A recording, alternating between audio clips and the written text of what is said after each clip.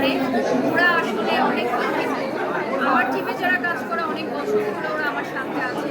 তো আমি ওদেরকেই ক্রেডিট দেবো, যেমন ও আমার মেকআপ করে, আমার হেয়ার করে, আমার ক্যারি করে।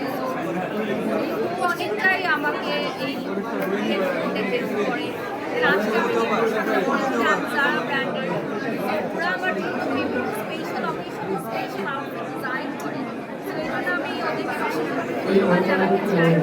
সব কিছু মিলিয়ে আসলে আমার এমন পেমেন্ট নেই। আপনার ফেসবুকে চোখ বুলালে আমরা দেখতে পাই নতুন নতুন কাজের খবর প্রতিদিনই আপনি কোনো না কোনো কাজের সঙ্গে যুক্ত।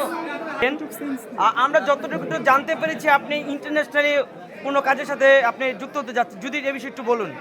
ধন্যবাদ। আজকে প্রথমবারের মতো আমি একটা ছোট্ট গল্প শেয়ার করতে চাই। আমি যখন ইন্ডিয়াতে সিনেমা করতে গেছিলাম তখন ওখানে আমাকে একটা এজেন্সি থেকে অফার করা হয়েছিল যে তুমি আমাদের দেশে থেকে যাও, এখানে তোমাকে আমরা বাসা ভাড়া করে দিচ্ছি, এখানে তুমি থাকবে, আমাদের সাথে কাজ করবে, আমাদের ইন্ডাস্ট্রিতে কাজ করবে।